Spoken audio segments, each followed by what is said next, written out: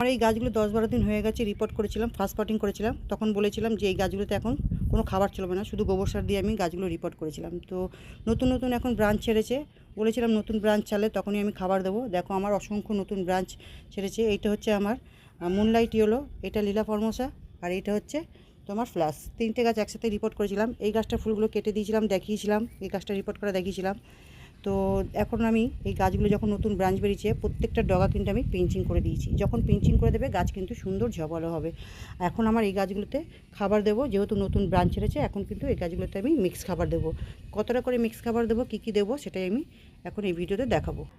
3টে গাছের জন্য নিয়েছি 3 চামচ বোনডাস্ট, 3 চামচ সিংচাচা, 3 চামচ সেরামিক, 3 চামচ নিমখোল, আর নিয়েছি 1.5 চামচ সর্ষের খোল। আর বাদাম খোলটা যেহেতু আমার কাছে নেই, আমি বাদাম খোলটা স্কিপ করে গেলাম। তোমাদের কাছে বাদাম খোল থাকলে তোমরা বাদাম খোল দিতে পারো। এগুলোকে এখন মিক্স করি, সবকটাকে একসাথে মিক্স করে নিলাম। এখানে যতটা, এটা 3টে গাছের খাবার আছে, 3টে টবে আমি দেবো এই খাবারটা। প্রথমেই আমি এই গাছগুলোকে এইভাবে খুশে নেব, ভালো করে খুশে নেব।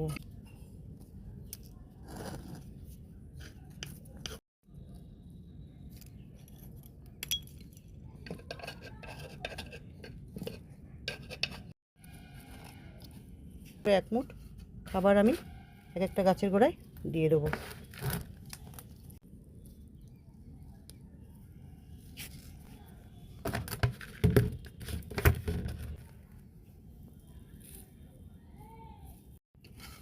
টোটাল আমার দেওয়া কমপ্লিট হয়ে গেছে। এবার ভালো করে মাটির সাথে আমি মিশিয়ে দেবো, মিশিয়ে ভালো করে আমি জল দিয়ে দেবো। খাবার দেওয়া কমপ্লিট, এবার ভালো করে আমি এভাবে জল দিয়ে দেবো।